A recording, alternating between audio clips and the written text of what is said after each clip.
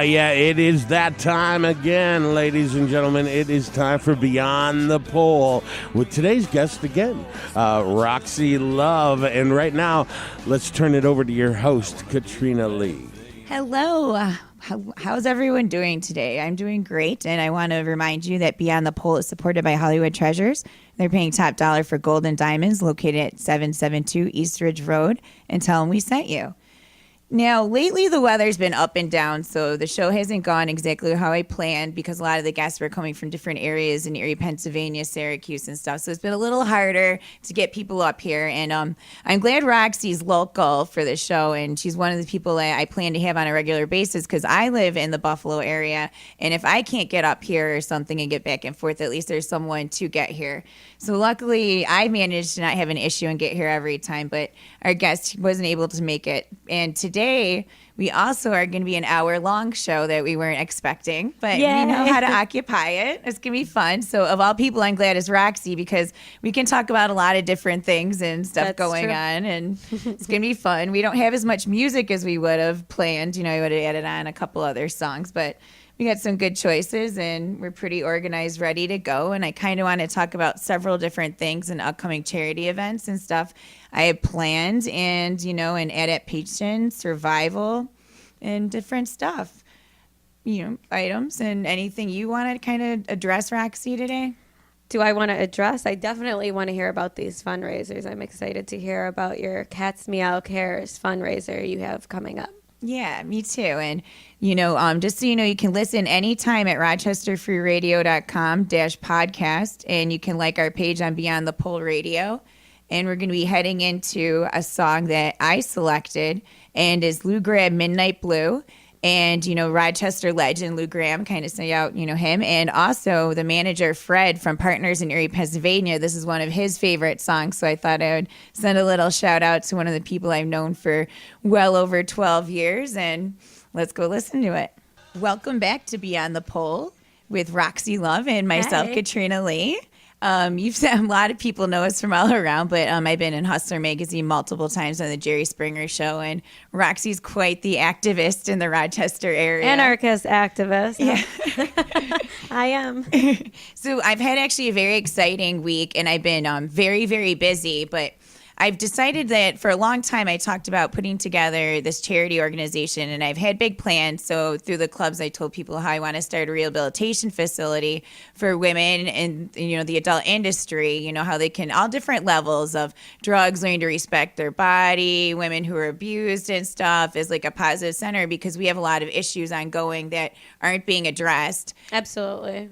And a lot of these girls don't feel they are comfortable enough in regular rehabilitation facilities with males and stuff like that because of prostitution and other things. So they don't open up and they hold it down, or the fact they were molested and things. I think there's so many cases, too, that even, you know, the amount of shelters and help associations that we have locally and in the regional area, you know, there's so many cases that, you know, they're overflowing, and you don't just want to be a number, you want it to be a personal intervention. Yeah. And they pushed you in and out so fast, and a lot of girls in our industry are failing at rehab, and they're coming back after being clean or forced to be clean for 30 days, and they're going right back to the same vices because a lot of these problems aren't being addressed, and they're overdosing, and we're losing so many girls. It's frightening to heroin. Every week someone that I know personally in my life is dying. And it's sad, and everyone in the industry can say it's just rapidly hitting. And I saw it starting to happen 15 years ago in the clubs, and it really eats me up. But a lot of the girls started getting on the Lortabs and pills.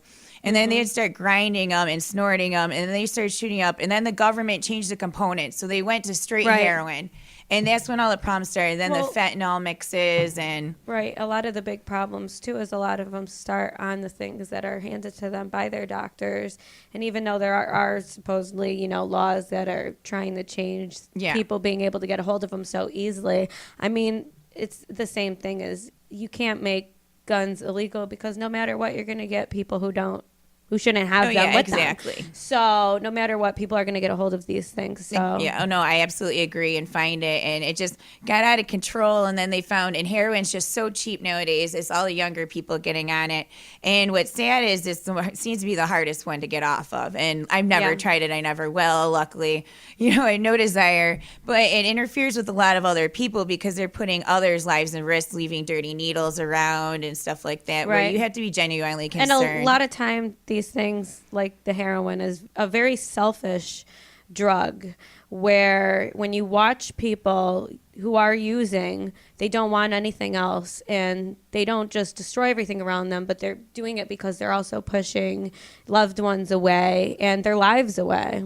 Oh, absolutely. And then they don't even realize the level, and they don't want to live like that. They're sick and tired of being sick and tired.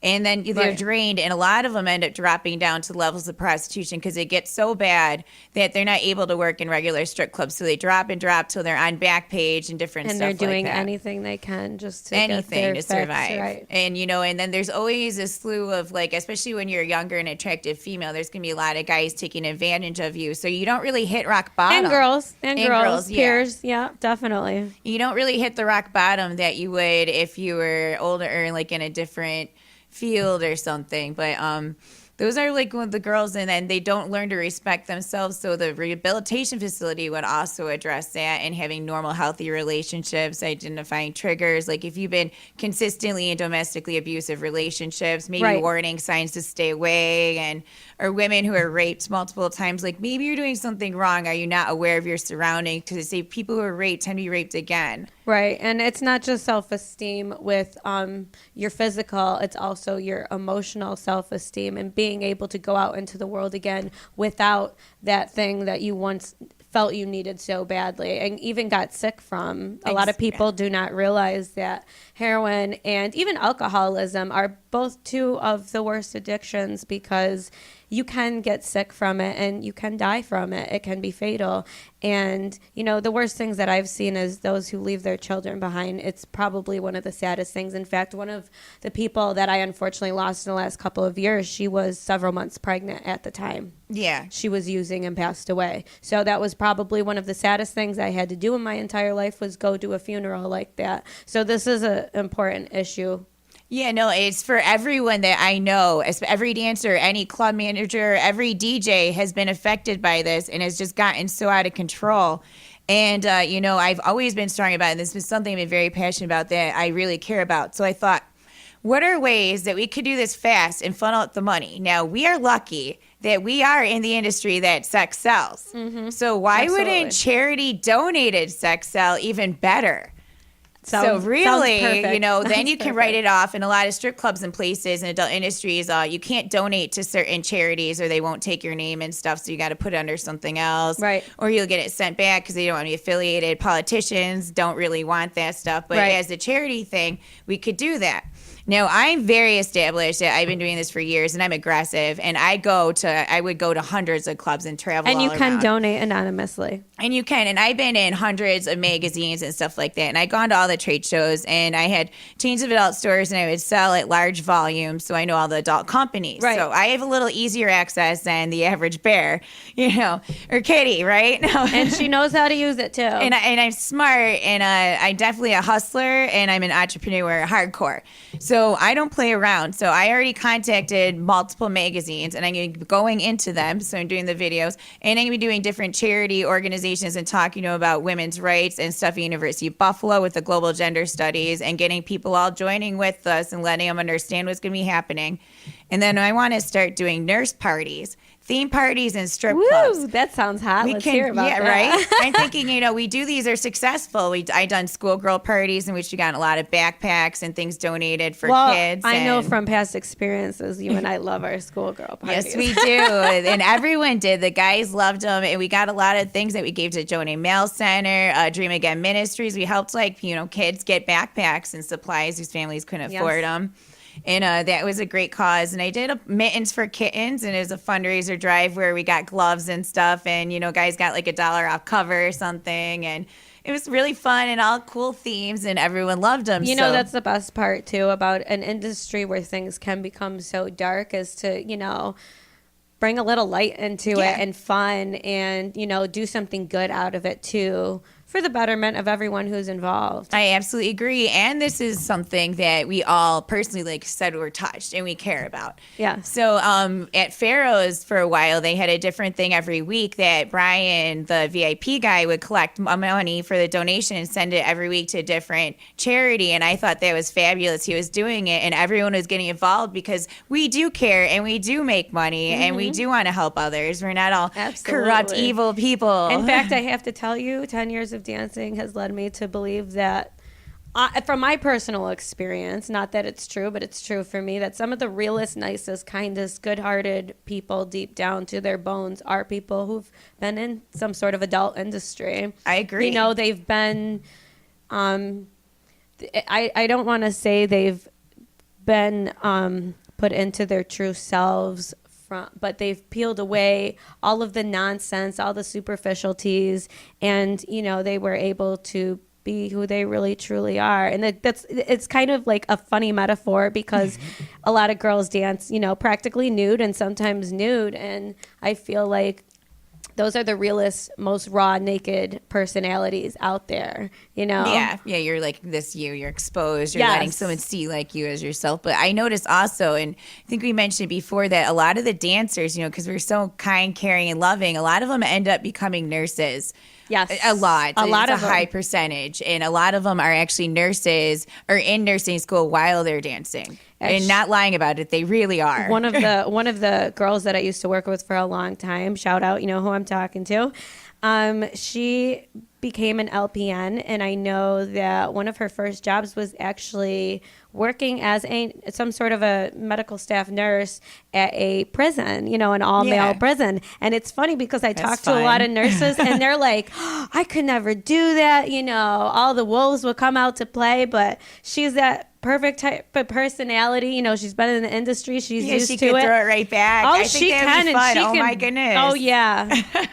That's great. She can handle it. Yeah, but seriously, a lot of them, and the same with hair, but in nails, but we're going to concentrate on nurses. So I think it's easy. There's tons of really sexy candy striping nurse outfits, tons of doctor nurse songs you can play and theme it up for fun and easy to do. So we provide the info. The clubs do it. They maybe raise cover $2 or $3 that goes to the charity, so they're not losing any of their income that they make, and maybe $1 out of every lap dancer. We just have the girls go around with buckets and collect some money and That'd be stuff. perfect, And we do yeah. it on a large scale. Now, I already have access and I'm inside right now. I'm going to over 50 clubs on a monthly basis. Right. Now, once we get it and expand it more and I have other clubs contact me trying to be involved, we can really get it out there. So, we just hit it up with these. I know tons of porn star features who would actually go do these events for the donation and send it in. And right there's a huge start. Yeah, That's right there. Love That's to be a lot part to really of that. get That sounds like so much a good, fun. solid goal. And it's not hard. This is actually kind of a piece of cake. This is stuff I've done for years with these Right. promotional things. All I got to do is email and contact people. And because it's a good cause and everyone cares about it and all the heroin overdoses, this is easy. Yes. Just on the adult industry end. Then domestic we can abuse, get other heroin, stuff too. all of that. It all really rolls yeah. into one. And those are probably two of the... We can get every feminist group. We can get everyone. And when we say us. feminists, we don't mean the women dressed up as vajayjays in that crazy march that was recent. That was a little hysterical to watch. Yeah, that made it was a step back. But We're talking about real feminists, guys. right? Yeah, and you know what? I actually found there's a group called Stripping for Jesus, Ooh. and they're sober J is in the lap house. dancers, right? And they donate their money to church and charity causes, and they would be interested in actually helping us out also. Ooh, all right. there's Big J with the big D. All there's- right. It's amazing, but you should YouTube or Google some of this stuff on pin up people for charity and everything. And this is a cause a lot of people want That to be sounds involved like a with. lot of fun. And it Are can they be on fun. Facebook? Yeah, all different Facebook groups. Great. And this is something that we could, because we're kind of a wart fun thing, you could have roosters for charity, but spelled the other way, and have really funny mugs with chickens or roosters on them. You know what I mean, but You we're know the not other allowed word to for swear on this roosters. show. Utilize our kitty power to make a difference. Show me your kitties. Right? And it's like shirts like that. And they're so easy to sell and you make them cute. All the girls will buy them and like $2 could go to charity. I can go to the AVN shows and all the international lingerie trade shows because I already deal with them. And I already started designing toys where they're going to donate $2 or whatever out of them sold wholesale to all the That's another thing that distributors. you do, right? Still, Yep. I don't do that anymore, but you were a big help. I do toy parties, selling dancer clothing and stuff, and I can build up the volume for the toy parties where all the girls selling for me will take like out of this or the person making an order can donate an extra $1 and just get this rolling at a very rapid rate. There's so many possibilities. It's perfect. But I then even thought the best part is nowadays, when guys are getting arrested for like soliciting prostitutes and stuff, and they're changing the way it is where it's not necessarily arresting the prostitute because they're trying to stop the men from going to the prostitute. Right. And this is a newer thing that's changing, which is kind of cool. Like, you get them on those raids you see on Inside Report or whatever. But maybe we could have classes that teach these guys not to be such pigs so that they're not, enabling this type of situation. Then they're just going to go to the strip club and be charity. But it donates to the charity, and then government's helping assist us also. So we can hit every avenue, and I'm such a hustler. I literally found like 100 ways to make large amounts of money and make this happen at a very quick rate. And give it right back to where it really belongs. Right in the right cause, helping those in need. And on top of it, then we could do the consignment shops and then have that where people are getting, after they get job skills, where they can be employed there after they get sober, higher paid jobs, and then the sales and things can go right back to the organization and keep rolling. Right. So it's actually pretty smooth. It's perfect, actually. And I think that the best part of it is it's such a good cause. Yeah. And we're going to be having so much fun doing it. And we can literally do sexy calendars and sell them for charity donations You've done the and stuff. sexy I already have before. lots of them. She's experienced. She's boss. And I got some very attractive friends all over who would love to help this cause. And I'm down. We can go then peddle them in the clubs or have them in every strip club and everything for the donations and stuff. And this is easy. I'm not opposed to a car wash in the warm weather. Right? Either. Yeah, no, those are fun. We can We're do always it beyond trying to the get pole those. car wash, We just don't want to cause any accidents. Right. Can you imagine the beyond the pole car wash? Oh, I should tell you about that. I actually had an experience when I was 18 years old, and they were doing a college film. I think it was called Sophomores, and I think it was on Craigslist. There was a bunch of girls. There was like 50 of us. Oh, wow. And we were all up and down Lake Ave. I don't know if anybody happened to drive by us that afternoon, but there were 50 of us. And as most of you know, it is legal in the state of New York to go topless as a woman. Oh, I did not know that. We were basically the last 15 minutes before the end of the movie. And there was 50 of us out there. You had your main characters, these women, ripping their shirts off. But we were all back there taking our tops off. And we had to actually put up these really pathetic, flimsy, see-through shields up down Lake Ave by Charlotte there. Okay. And just so, we wouldn't So cause an accident. yeah. And we were Corrupting the young directors children. and the producers are sitting there yelling at the guys driving down the street. They're like, can you guys keep moving? And, it felt really good because, and the little boys are looking out their windows and the mommies mommies are like, don't look. Oh, no.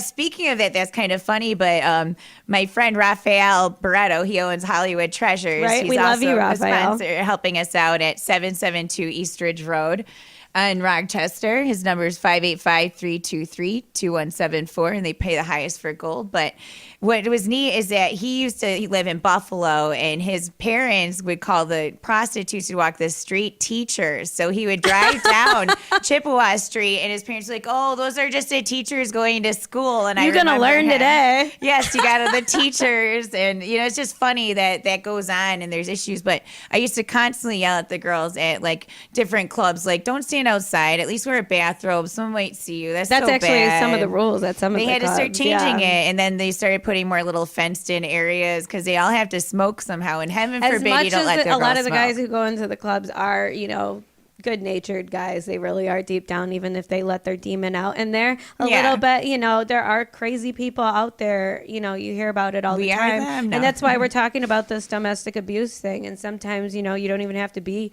with someone a long time. And it doesn't even necessarily, have to be an official husband or boyfriend. It could just be a random person who walks up to you. So that's another thing we should talk about, soon is protecting yourself. Yeah, oh, definitely. That will be a whole different one with the damsel in defense. But yeah, no, I agree with that. And then even at the clubs, just being aware, you never know. And I always hated the fact that you'd see it. A lot of the young girls who start back in, they like meet some guy or boyfriend at the club, and the guy's like, you need to quit dancing and stuff. And they stop everything, change their whole lives in like a week. And they let this guy start paying their bills. And then the guy literally owns them. And then they trap themselves and start them in a mess. I think I was actually a victim to that long time ago. But yeah. And that's the thing, too, is sometimes, you always tell the girls, and you even tell yourself, and you have to practice what you preach when you're in a club, you're a dancer, or even a female employee. Don't date any of the guys you meet in the club. Oh, I agree. And it's not because, outside of the club, they're not good people, but you do not know who you're meeting or what sort of attentions they really have. No, I agree. Along with don't marry strip club staff. That's a bad idea. For some reason, I've done it twice, and I'm like, don't go poo-poo where you eat. Yeah, don't. They're not maybe the best people to date. Right. But I have a quote, and it's by Stanley Kubrick, and it's crazy how you can get yourself in a mess sometimes and not even be able to think about it with any sense, and yet not be able to think about anything else. And I wonder why he thinks those things. Kind of cool. I want to head into your song, which is, what do you say, with KMFDM. Juke Joint Jezebel. If you've seen Mortal Kombat, you know this song. And then we'll talk about your song and the quote when we get back. Hey guys, this is Roxie Love on with host Katrina Lee with Beyond the Pole. How you guys doing tonight? That was KMFDM, Juke Joint Jezebel. Hope you guys enjoyed it. Yes, I did. I love it. I never actually heard that song until you picked it. They've been around since the 80s, industrial band, and they are still around. Yeah, a couple people when I mentioned it, like, how could you not know it? Because I know like a lot of eclectic music, but I guess, I'm a little rednecky and definitely a big fan of country and odd eclectic classic rock. Hey, I'm an anarchist. They're a band that often their lyrics are associated with anarchy and fighting back and taking the power for the people. So you can see why I love them. Yeah, while I was the one dancing to like Wham! Jitterbug or something. Dancing around like an idiot. Even when I was dancing with you, we always danced to completely different music, but that's okay because we never had a fight over customers. That's true. Never. No one does. Everyone's like, yeah, that's Katrina. She was our country girl, blonde little Katrina, shaking her butt. Yeah, they're like, yeah, she's corn-fed. We love her. I had all the farmers. She does like to eat. I don't know how she stays so thin, but she likes to eat. I know too that was hysterical. We went out last week. We were at Sticky Lips, and my friend Brian's dad owns it, so I like to support it and go over there. And Roxie tried canceling my food order, saying I was eating too much. I was like, Roxie, what are you doing? I'm hungry. I'm not even paying for it. You're not paying for it. Don't cancel my food. I ended up eating all of it, in which they're like, oh my God, you ate all the chicken and waffles. Yummy. It was great. I think, I'm getting into the whole different restaurant every Sunday and make it a fun experience. So we do. Maybe you'll see us out. I know. You never know. I'm thinking actually for the show long term, it'd be cool to do a meet and greet at one of the clubs that are open on Sunday and have maybe if it's a dancer who's currently dancing, she can work there, especially if she's from other clubs and guys or areas like Erie, guys can meet her in Rochester. And we can just sit and chat with some customers. They can meet us. They can give us their opinion or someone they felt like, hey, it hit a topic close to heart because we have a wide range of customer listening We do. base. Actually, it's funny that you say that because I had a customer when I was dancing up here in Rochester go away for a couple months. And when they came back to Rochester, they told me that they were, which one is it that's down in Myrtle Beach area? Is that South Carolina? Yeah. So he came back from South Carolina, Myrtle Beach. He said he went to some of the clubs down there, And he's like, I met a couple girls and they heard your name, Roxie Love, and they were like, I know her. I'm like, really? Yeah. I never danced there. I don't think I've been there. Maybe. Yeah, no, there's a lot of girls who go from Buffalo and Rochester and work down there. My friend Billy, who used to manage at Sal Makeup Paradise and also at Pharaoh's, he's down there. So I see a lot of them go down. Let me believe that I'm famous on Facebook. It's Facebook also too. No, Yes. I mean we all end up slowly connecting. It's the same, like a lot of the girls travel around, especially ones that I work with. So we end up slowly meeting people. So I have friends all over the United States, and I love it. And I can go to Vegas and say I know hundreds of people. I can call up anyone and have a great time, from girls just from Rochester alone, like Jenna and Larissa. Yes, and, our girls out on the West Coast. Yes, having the time of their lives. I look at their photos like, why am I Actually, out that's here? funny that you say she dances by Jenna, but she's on the West Coast now. But I actually started dancing with her, and she actually invited me to dance. Do you want to hear that story? Yes. So we used to work at one of the novelty stores in the mall locally. I'm sure you guys have all heard of Spencer's Gifts. Okay. And she was about a year younger than me. She was like 17. I was just 18 years old at the time. And we're closing up the shop. And I'm sweeping, and she's doing the register. And she was like, Rox, can I ask you something? And I was like, sure. She's like, have you ever wanted to be a stripper? And I was like, I'm sure somewhere along the line I've thought about it, yeah. And she's like, well, I have this audition, and this is back when Foxy's was open in Scottsville. Yeah. She's like, I have an audition tomorrow night at Scottsville and Foxy's. Do you want to go with me? And I was like, yeah. I'd never been to one. I don't even know why I said yes, but I was like excited. I didn't know why. And let me tell you something. My first time on stage, I was just one of those weirdos who had like no fear, absolutely, of taking my top off and just going for it. I mean, one of the veteran older dancers who'd been dancing for a while, she actually came up to me afterwards and she's like, great job, but slow down. This isn't a nightclub. I can see that. Number two, which I should say for dancers everywhere, no matter where you are listening, rule number one about being a dancer: always know where your money is. That was the first thing that she told me, and that was my first advice as a dancer that I received ever. And I definitely held on to that all 10 years of dancing. That's very smart. Yeah, those are common sense ones. My first time on stage is worse than yours, actually. I feel bad for whoever witnessed it, and I look back at it and just tear. I really didn't know what I was doing. Really naive. My mom, actually, part of the whole reason, this is great. This is hysterical. People are gonna love it. Got into dancing accidentally. Was my mother thought when they're building Mademoiselle, it was medieval times, and they were putting one there. So we were like 13 and stuff, and she'd be driving us there. Oh, look at it, because they had all these big gaudy statues in the front, and like dolphins painted like under the building. Greece. Yeah. And like, I was real weird in the beginning. And so, and Donnie Perino, the designer and who was the owner and artist, was sitting there and telling my mom and showing her around and talking to us the building, not the inside, and never said it was a gentleman's club because he probably was embarrassed. But my mom loved art, and it was great.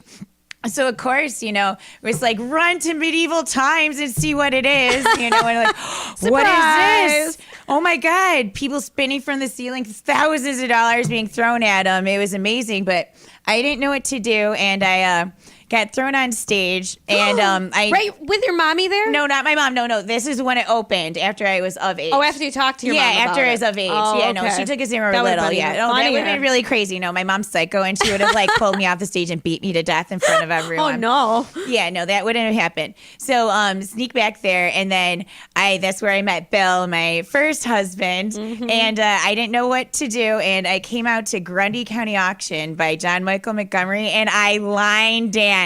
Oh, no. Hopped around, tap dance, line dancing. Yeah, but at the same time, it was great. I miss those old school performances by dancers because that is what made it entertaining. Yeah. Like we talked about before on this show a couple weeks ago about how it's unfortunate that girls go on stage and they just shake their butt. Yeah, or they shake their, boring. bubbies. And that's that. And there's no thrill to it. There was one woman who used to come on stage. She'd been probably dancing since the 80s when I first began dancing. Yeah.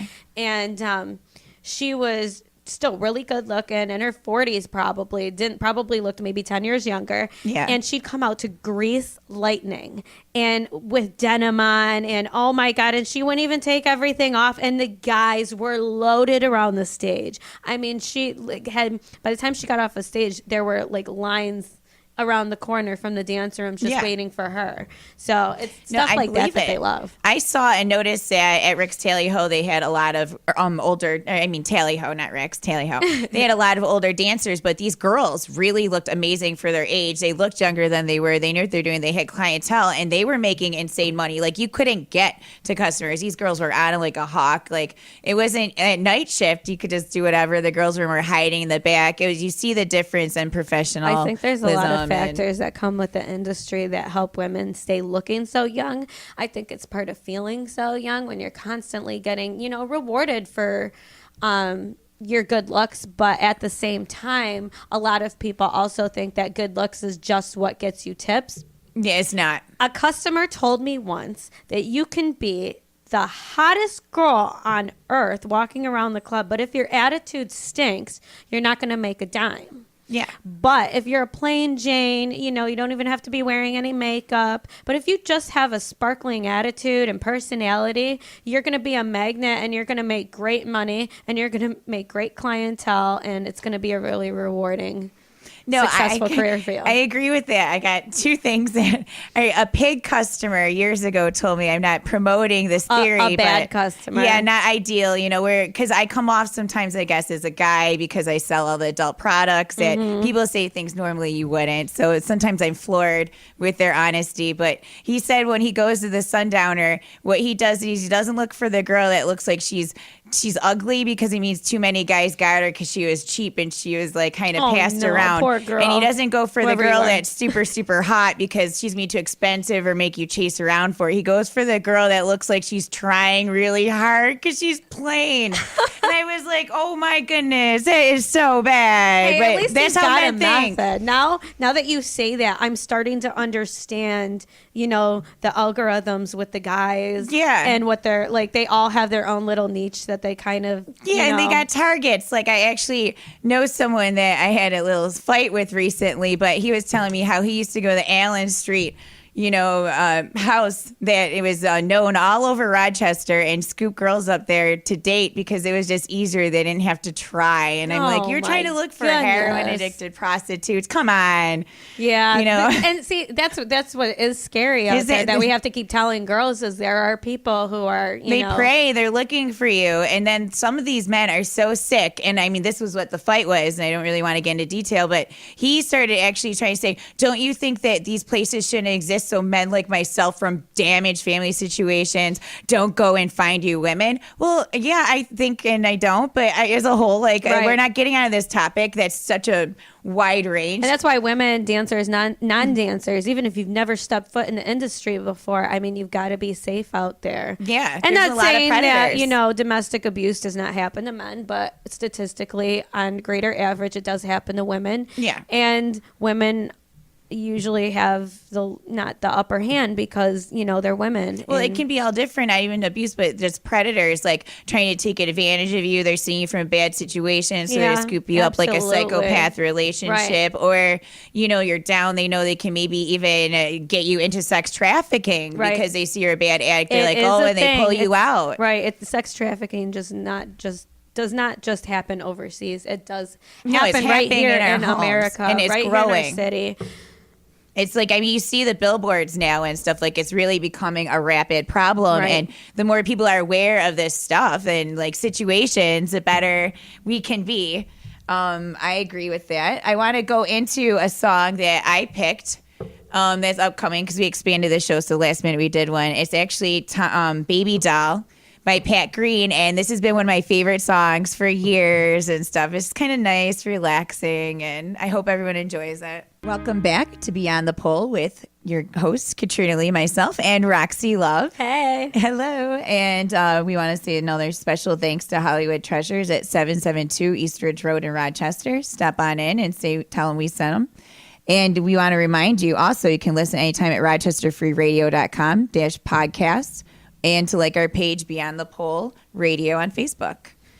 So I picked that song. I just happen to always like it. It's just smooth, upbeat, and stuff. And I was up in Playmates in Byron last night, and I made a nice agreement negotiation with the owner. Let's hear and that. I'm excited to let everyone know that I'm going to be taking over. They have an adult license also. So they have cases with adult products, and I'm going to be taking over the cases and adding in a bunch of awesome inventory. Can you tell us about some of that inventory? There's going to be, we have a large clientele in there of 18-year-olds and kind of the middle of nowhere. Because it's a juice bar, which means Yes. 18 and over. And No there's a alcohol. lot of colleges kind of nearby where people are coming from like a half hour away. And so you're Right. getting a lot of young girls. half and between Buffalo, half young between guys. Rochester. So I am excited to say I'm going to be providing lots of young 18-year-old women with their first vibrator experience. Ooh, toys. We love toys. Lube, all different fun stuff, and all realistic things that you would actually want to buy. It doesn't have to be a giant black one the size of your arm or fist out of control. It's going to be more realistic, cute ones, and at fair prices. So, because I won't have high overhead. I can tell you from Win-win. experience, you want toys. Yes, we like toys, and I ordered even some cute ones with like little bear bullets and stuff, and pink and like girly. Aw. And then I some recently others. saw it was a vibrator, and it had for the C spot. You know what the C spot is. Yeah. It was a little butterfly. I like that. So cute. I like, the beaver one, the animals. They're always cute. All the ones I I've haven't seen always that bought. one. Like, there's a monkey, and, I'm like, you got to have him get the little banana in the jungle. He's breaking through the bush. And, that was done by Doc Holliday, and that was a hysterical one, too, that I thought was cute. It was a vibrating little monkey bullet. Oh, that's perfect. Yeah. I like that. There's a lot like of a little fun gummy ones. bear. Yeah, like all the cute ones that those type of girls would buy or get as gifts that are intimidating in realistic sales. So, do you know what I Lubes, vibrating recently cock got? rings, too. I went to a sex toy party. I think it was back in Ooh. October. Oh, that was a lot of fun. There were lots of games.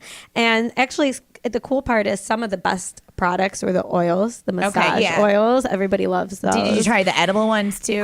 Yes, we did actually. And Did you try it on someone or just your finger? Because I Well, think she it's way actually- more exciting if my you try it host- off someone's nips. No. Ooh. Some of them, actually, one of my favorite things, it's a pheromone roller, and it's got like a gel, and you kind of roll it on your, like behind your ears and on your wrists. Okay. And it actually works with pheromones. And when you smell it, it's a beautiful smell for each girl, but it's very distinct to each her own. Okay. And the crazy thing is it really causes like awesome attraction and results. Oh. My girlfriend is a hairdresser who hosted the party in her daytime job.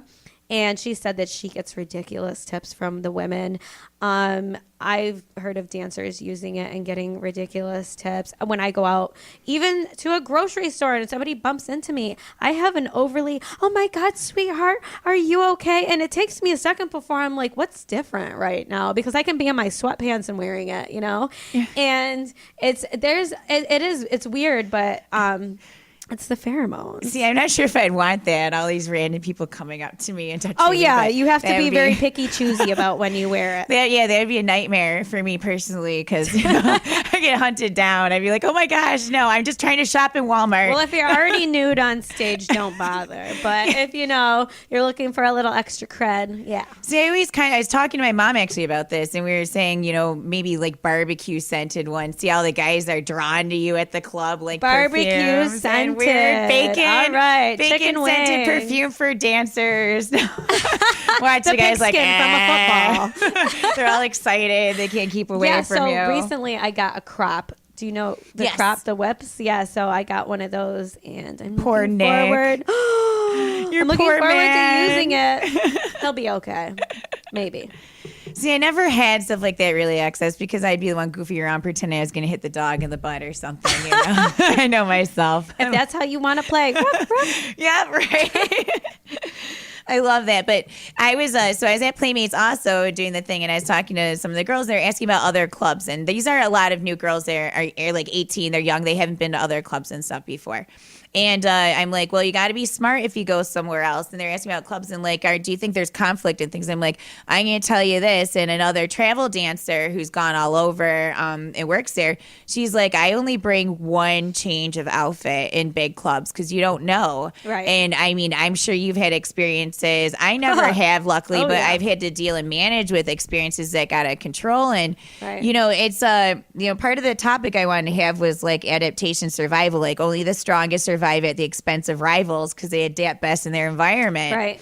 And when there's problems at clubs and we don't like you or the staff isn't a fan of you, the girls will a new resolve them dancer, on their Oh, own. absolutely.